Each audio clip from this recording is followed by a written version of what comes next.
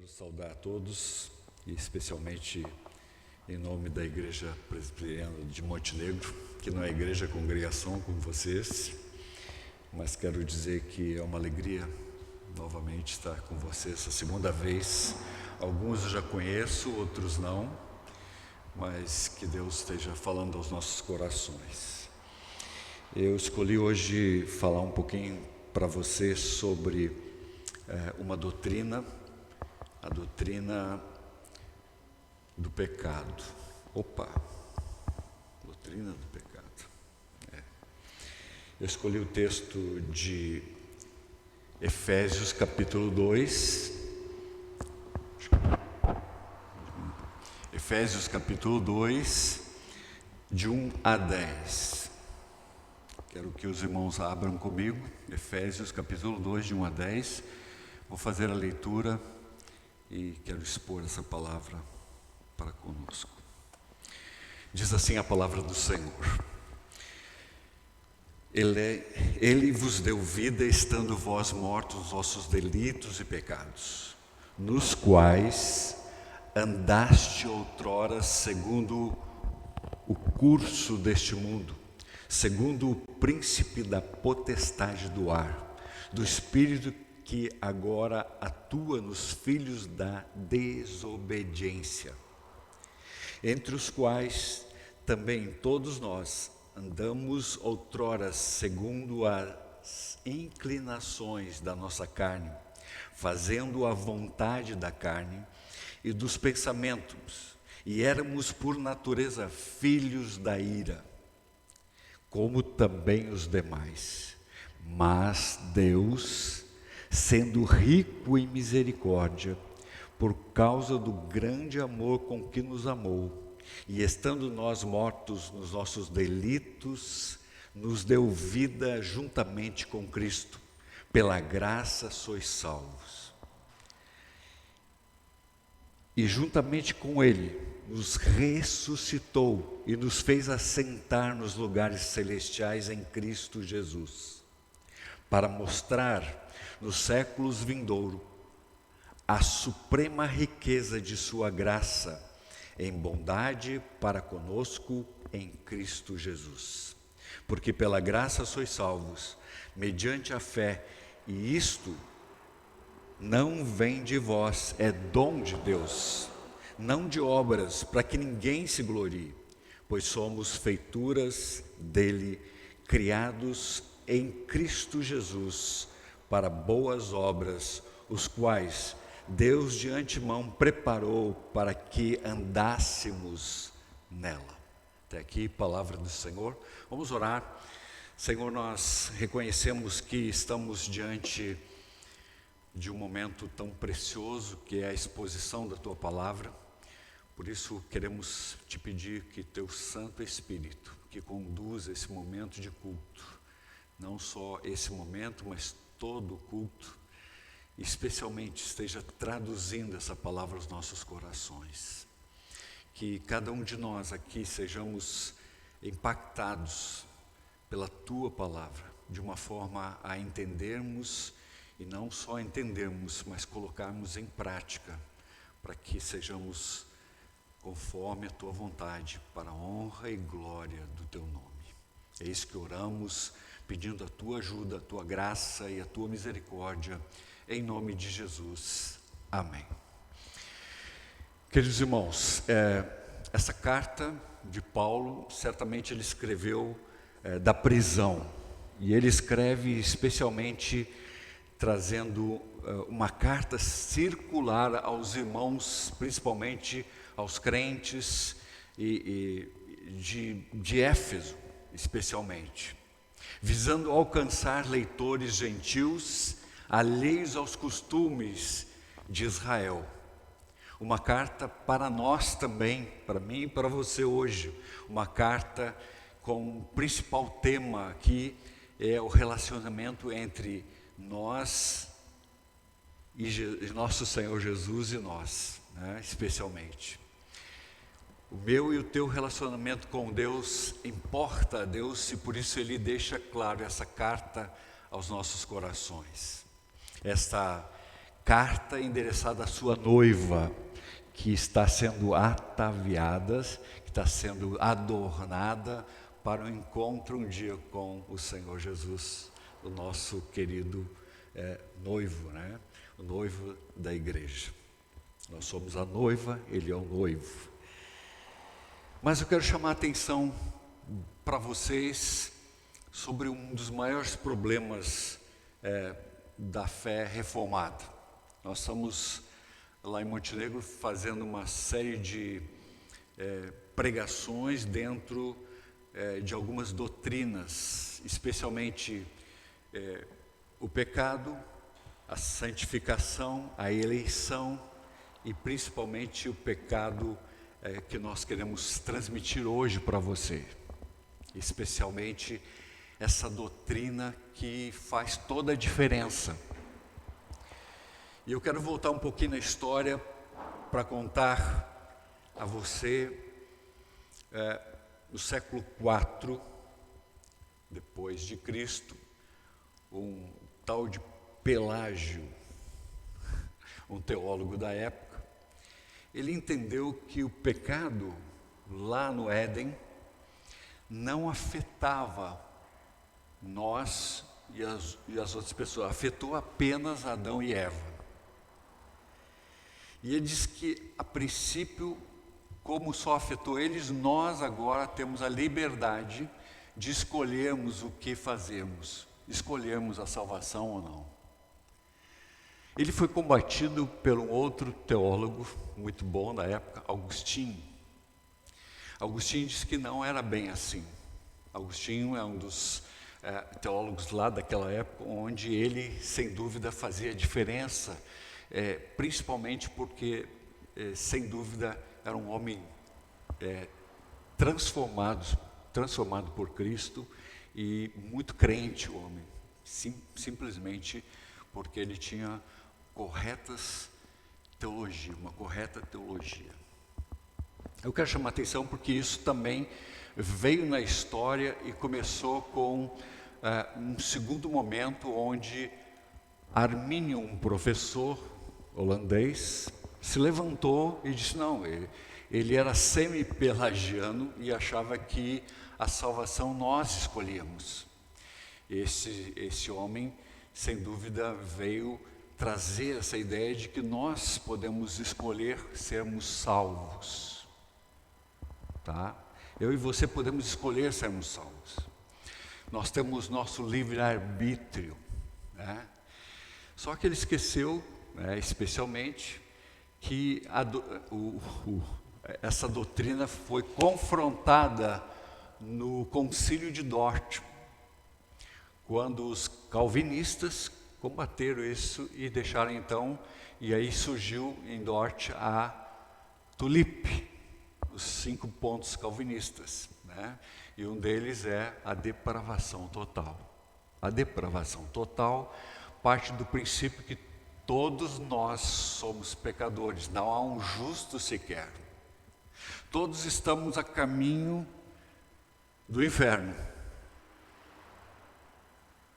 Só que Deus, na sua gloriosa e misericórdia, grandiosa misericórdia, rico em perdoar, Ele escolhe alguns, Ele escolhe a sua igreja, Ele pensa a sua igreja. E especialmente quando Ele fala nesse aspecto, Ele está falando exatamente de que é um dos pontos calvinistas, eleição, predestinação. A diferença de Armínio e calvinismo é o seguinte, arminianos e calvinismo, é que o arminiano achou que Deus olhou para ti e disse, puxa, o fulano, olha lá adiante, presciência, né? Deus é presciente. E ele lá adiante ele vai escolher Jesus, ele vai aceitar Jesus. Eu vou escolher ele. Ele é um salvo. Não é bem assim. Deus, na sua eternidade, na sua soberania, antes da fundação do mundo, nos escolheu. Eleição. Predestinação. Pô, pastor, que negócio é esse, né? Mas é a nossa doutrina. Nós, calvinistas, subscrevemos as nossas doutrinas reformadas. E uma delas é essa que eu quero expor para vocês como a doutrina do pecado. A doutrina do pecado parte do princípio que todos nós somos pecadores. Baseado no quê? Baseado principalmente nesses textos aqui. Primeiro Efésios, depois Romanos 3, ou melhor, Romanos 5, e depois Romanos 7. Que através de Adão, nós todos fomos contaminados. Então, todos nós estamos andando numa fila direto ao inferno. Não tem como. Estamos com ouvidos tampados, cegos em direção ao inferno. Mas Deus chega em alguns e Ele chama todo mundo. Ei, cuidado, vocês estão indo para o inferno. E Ele chega agora nos seus escolhidos e balança, tira as vendas e o cara leva um susto. Opa, onde eu estou indo? É assim que aconteceu com a nossa conversão. Quando você se converte, você diz, opa, para aí, eu estou indo para o inferno. E Deus muda o nosso estilo de vida, muda totalmente a nossa vida. Porque aquele que está em Cristo é nova, como é que é? Aquele que está em Cristo é nova criatura. Todas as coisas velhas se passaram. Eis que tudo se fez novo. Então eu quero me aprofundar no texto. E olha só, ele diz assim, Ele nos deu vida. Ele quem? Jesus. Ele está falando aqui, verso 22 do anterior, no capítulo 2, ou melhor, 1. E pôs todas as coisas debaixo dos pés, e para ser o cabeça sobre todas as coisas, o deu à igreja, a qual é o seu corpo, a plenitude daquele que em tudo enche em todas as coisas. Ele está falando de Cristo. Cristo nos deu vida, né? Cristo nos deu vida. Ele nos deu vida estando nós mortos. Pessoal, mortos. Estamos cegos, mortos, indo em direção ao inferno. Você já foi em funeral? É terrível, né? As pessoas queridas choram em cima do cadáver e ele não responde. Os filhos vêm, derramam suas lágrimas e ele não responde. É assim que eu e você estávamos para com Deus, mortos. Deus falava conosco e nós não ouvimos. Sabe por quê? Porque nós ainda não tínhamos sido tocados pelo Senhor. Não foste vós que me escolheste, mas Deus nos escolheu, para que ides e deis frutos, e o vosso fruto permaneça. Mas ele diz assim, olha, Ele vos deu vida estando vós mortos em vossos delitos. O que é delito, pessoal? Delito é infringir a lei. É um delinquente, ele está fora. Delitos e pecados, né? Ele fala assim, delitos e pecados. Todos nós, não tem um justo sequer, todos nós somos pecadores. Lembra lá da escolha de Jacó e Esaú, os dois estavam no ventre e Deus escolheu quem? Jacó. Não, porque ele era mais bonito, porque era ruivo, não tinha nada. Ele escolheu antes. Ele tocou e mudou a vida de Jacó lá no Peniel, né? Quando ele diz assim, foste um valente, lutaste com Deus e prevaleceste. Vou mudar o teu nome para Israel. Deus escolheu um povo, e este povo agora era para ser filhos amados, se tornar filhos desobedientes. Olha só, ele fala ali depois, mas deixa eu continuar aqui. Nós andamos nos nossos delitos e pecados, nos quais andastes outrora segundo o curso deste mundo. Nós fazemos a vontade do mundo, nós estávamos mortos e ainda, em vez de sermos alguém que pudesse procurar a Deus, não, a gente continuava seguindo o curso deste mundo. Que curso é esse? Obedecendo às coisas do mundo, a filosofia do mundo, as coisas do mundo, os prazeres do mundo. Todos nós fazemos isso. Você não precisa fazer força. Você vai, simplesmente segue. Você está seguindo, é como se fosse alguém conduzindo você para o inferno. Você não precisa fazer nada. Agora, para as coisas de Deus, você precisa fazer sim. Nós vamos ver lá no final que a fé e obras, mas volto lá depois. Mas uma das coisas que chama a atenção aqui é que ele continua. Segundo o curso deste mundo, segundo o príncipe da potestade do ar, do espírito que atua agora nos filhos da desobediência. A gente tem alegria nos nossos filhos quando eles obedecem, né? Mas quando eles desobedecem, a gente fica preocupado e tenta corrigir. Agora positivo, né? Os negócios positivos, não tem nada a ver, né? A gente tenta corrigir os nossos filhos. Por quê? Porque eles estão indo em caminho errado. Eles são filhos que às vezes desobedecem. Eu e você somos filhos que desobedecemos. Onde?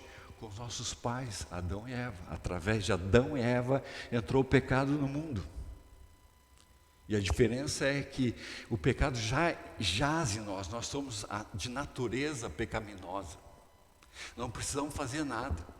A gente pode perceber nossos filhos começam a crescer, ninguém ensina nada para eles, daqui a pouco eles estão desobedecendo, estão falando coisas que não devem. A gente precisa corrigir, porque está na natureza deles. A natureza deles. Filhos da desobediência. O povo de Israel desobedeceu, era um povo de dura serviço. Deus fala claramente, vou largar esse povo, cara. Esse povo é um povo de cabeça dura, para não dizer dura serviço, né? Moisés estava lá no monte, 40 dias, quando volta, os caras fizeram um bezerro de ouro para adorar. Ah não, esse aqui é o nosso Deus que nos tirou do Egito, um bezerro de ouro. Moisés, manso pra caramba, né? Chegou lá e viu aquela festa, aquela libertinagem, porque a festa do bezerro é a libertinagem, né? Ele jogou as tábuas no chão, quebrou as tábuas que Deus escreveu com o seu próprio dedo. Teve que voltar lá 40 dias, e receber novamente as tábuas de Deus. Porque o povo era duro. Deus disse assim, Moisés, vou acabar com esse povo, vou te dar outro povo. Não, Senhor, não faz isso porque vai confirmar. O pessoal vai ver, olha, tirou aqui do Egito esse povo e agora mata eles no deserto. Não. Aí Deus corrigiu, né? Não, vamos fazer isso, vamos continuar. E olha só, segundo o príncipe da potestade do ar. Parece aqui um negócio meio esquisito, potestade. Na realidade, o príncipe da potestade do ar aqui é o príncipe das coisas invisíveis, próprio Satanás. Satanás, ele tem o controle. Lembra lá que Jesus disse, eu vou tirar vocês do império das trevas e vou colocar no reino do meu filho de amor. Era um teletransporte aqui, não é assim? Colossenses? Um teletransporte, ele nos transporta do reino de Satanás para o reino de Deus. Pecado é uma transgressão contra Deus. Pecado é errar o alvo. Deus nos criou para sermos a bênção e nós erramos o alvo. Russell Shedd fala numa pregação que eu escutei já há muito tempo, falecido já o Russell Shedd, ele diz o seguinte: pecado é como se fosse dois caçadores entrarem no mato para caçar um coelho. E eles entram e daqui a pouco um vai para um lado, outro vai para o outro, e daqui a pouco eles, em vez de atirar no coelho, eles atiram e um acerta no outro. Eles erraram o alvo. O alvo era o coelho, não um ao outro. O pecado é isso, errar o alvo. Errar o alvo é pecar contra, é transgredir a vontade de Deus, é não fazer a vontade de Deus. E ele diz assim, que atua agora nos filhos da desobediência. Se você perceber aqui, filhos da desobediência, no próximo versículo ele diz, filhos da ira, por natureza, filhos da ira. São hebraísmo, expressões em hebraico, que significam muito no sentido de que não só são filhos desobedientes, mas eles trazem sobre si a ira de Deus. Ah, não, pastor, eu quero ficar em cima do muro. Tem em cima do muro, pessoal? Não tem em cima do muro. Tem uns que dizem assim, eu vou ficar em cima do muro, a hora que o muro cair para um lado, eu vou saltar. Não. Olha lá em João 3,36, e você vai perceber que não existe cima do muro. Diz assim, por isso quem crê no Filho tem a vida eterna. O que todavia se mantém rebelde contra o Filho não verá a vida, mas sobre ele permanece a ira de Deus. Se eu não escolher o Senhor, ou se eu continuar no meu percurso, eu vou enfrentar a ira de Deus. Sermos confrontados com a ira de Deus. Imagine você experimentar a ira de Deus. Deus é bondoso, mas Ele também é justo. Alguns dizem assim, não, Deus é tão bom que Ele não vai mandar ninguém para o inferno. Mas ao mesmo tempo Ele é justo. E Ele não tem dois pesos, duas medidas. Ele é reto. Ele prima pela verdade. E o texto continua aqui, pessoal. Olha só, verso 3, entre os quais também todos nós andávamos, primeiro ele falou em vós, e agora todos nós. Ele está falando de quê? Ele está falando para os Efésios, e agora ele fala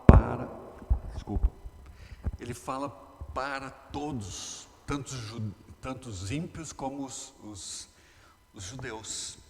Lembra lá de Romanos? Diz assim, ninguém é justo. Os ímpios porque desobedeceram, Deus trouxe consequências.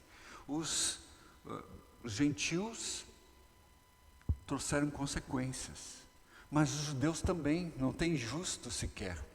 E ele conclui que também os que são judeus não têm justiça própria. A justiça deles é como trapo de imundícia, disse Isaías, né? E olha, ele fala que entre os quais todos nós andamos outrora, eu e você andávamos outrora segundo o curso deste mundo, segundo as coisas que nos davam prazer da carne. Aí ele fala aqui, outrora, segundo as inclinações da nossa carne. O que é inclinações da carne?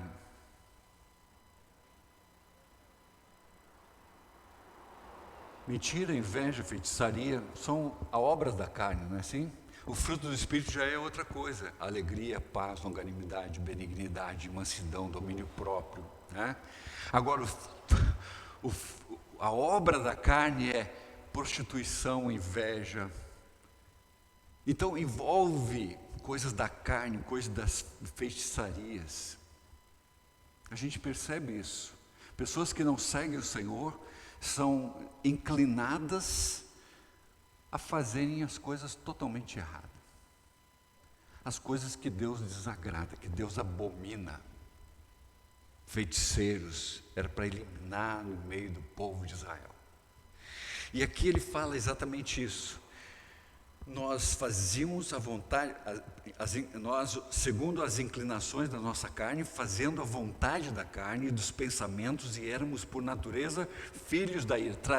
Trazíamos para nós a ira de Deus, filhos da ira, filhos da desobediência, filhos da ira, são dois hebraísmos que nós já falamos, e se nós parássemos aqui o sermão ia ser um problema, né?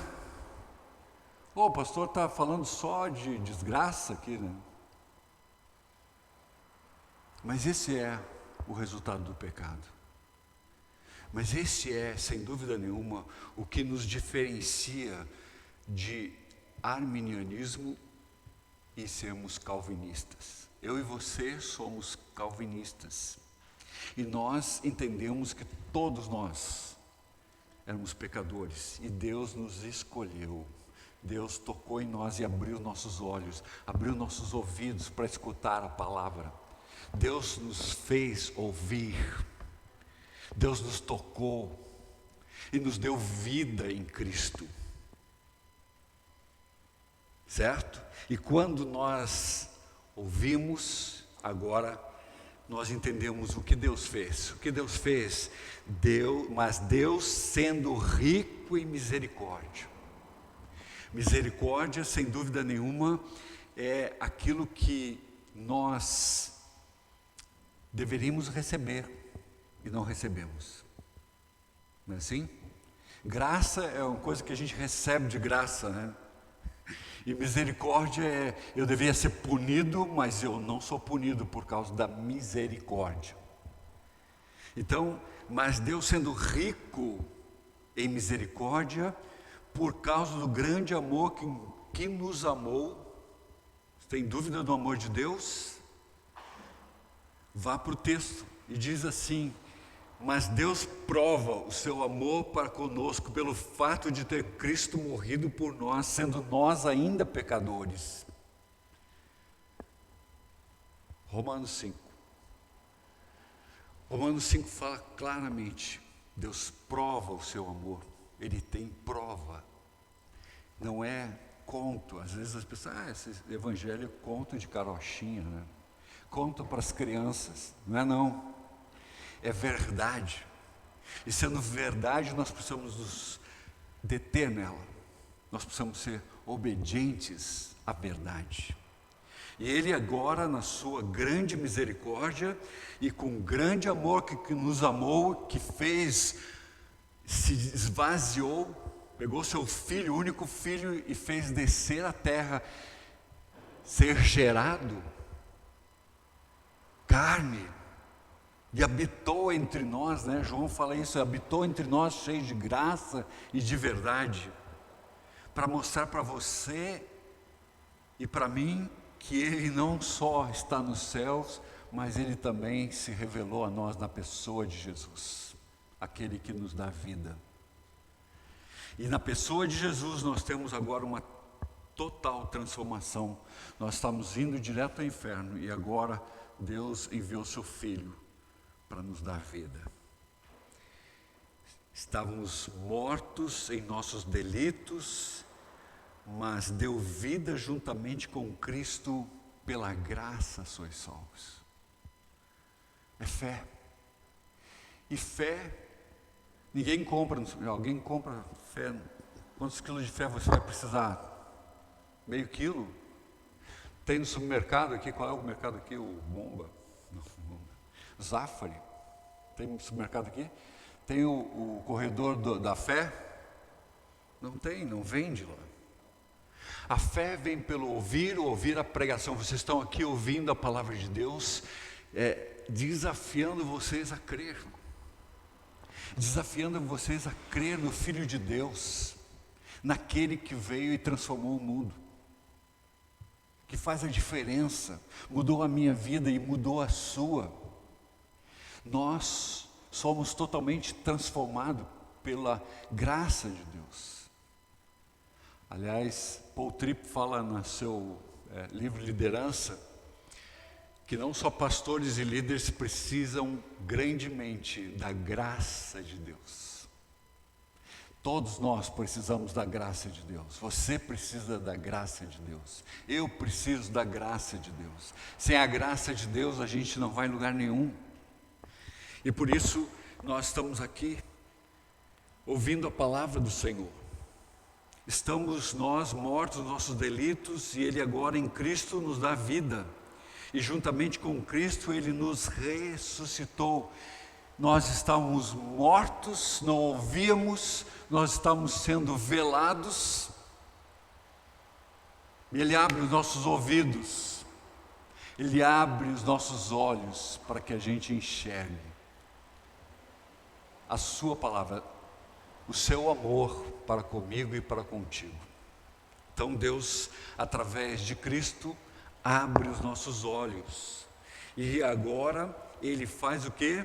Para mostrar nos séculos vindouros a suprema riqueza de sua glória, de sua graça, em bondade para conosco em Cristo Jesus.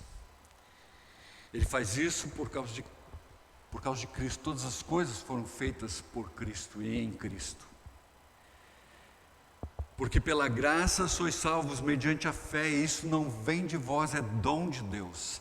É dom de Deus. Eu estava falando de fé, que a gente estava não comprar fé, a gente não compra, a gente adquire na palavra de Deus, a gente ouve a palavra, a gente crê na palavra, e a fé vai se desenvolvendo em nós. Por isso nós estamos aqui aprendendo das coisas de Deus.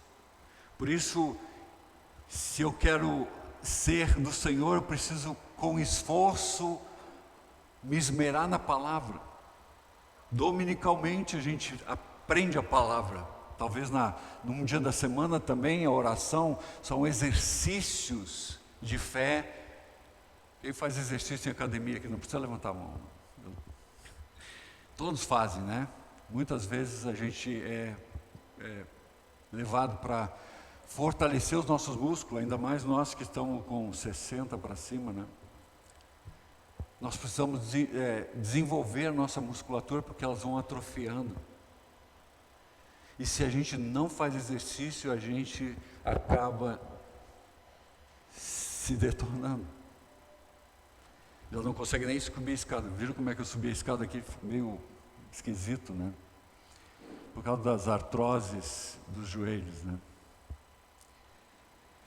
Mas o que acontece? Nós em Cristo somos salvos. É um dom de Deus. Nós crescemos com a palavra de Deus. E não só isso, não de obras para que ninguém se glorie, não é por obras. As obras são importantes, mas não é por obra, é por fé. E depois que você tem fé em Jesus, aí sim você vai poder produzir obras para a honra e glória do Senhor. E no final, verso 10, ele diz o seguinte: pois somos feituras dele, criados em Cristo para boas obras, as quais Deus de antemão preparou para que andássemos nelas. Especialmente aqui, nós somos um poema de Deus. A palavra feitura aqui quer dizer, nós somos um poema. Deus está fazendo um quadro e colocou a gente nesse quadro. Nós somos essa obra de arte de Deus, para andarmos aqui, para sermos para a honra e glória do Senhor. Para que eu lá na minha casa, lá no meu lar, no meu trabalho, glorifique ao Senhor. Eu e você somos aqueles que vão refletir Cristo em nossas vidas. Por isso nós somos chamados cristãozinho, né? Pejorativo cristão lá no Novo Testamento, em Atos. Ah, aqueles cristãozinhos, quem é? Ah, os caras que tentam imitar Cristo. Nós imitamos a Cristo. Eu e você estamos caminhando para sermos iguais, varões perfeitos, conforme Cristo. Eu quero chamar a atenção de vocês. O pecado, ele destrói a humanidade diariamente. Mas nós que somos do Senhor, somos tocados para sairmos desse império das trevas e irmos para a sua maravilhosa luz. Jesus nos chama a isso. Nós somos feituras dele. E por isso nós estamos aqui ouvindo a palavra, crescendo na palavra, para que a gente possa refletir o caráter de Cristo em nossas vidas. Você tem esse desafio. Eu louvo a Deus pela igreja aqui de Bento. Eu acho que lá no hotel tinha meia dúzia de 10, 12, né? Uma dúzia. Nós estávamos um grupo legal lá viemos para cá, nós começamos a ser vistos. Ah, aquele irmão frequenta aquela igreja, legal. Olha a importância, olha a responsabilidade nossa de refletirmos o caráter de Cristo, onde a gente estiver, em nosso lar. Não faz que nem aquelas crianças, pai, vamos mudar para a igreja, que lá na igreja o senhor é um santo. Aqui em casa o negócio é terrível, né? Sabe como é que é? Aqui tu é uma coisa e lá tu é outra. Não, o cristão é aqui, lá fora, no trabalho, em qualquer lugar, sozinho, sem ninguém estar vendo. É o mesmo. Porque não tem para onde a gente fugir da presença de Deus. Se eu subo aos céus, Salmo 139, né? Lá Ele está. Se eu vou à lua, lá com os astronautas, agora estão chegando na lua de novo, né? Lá o Senhor está.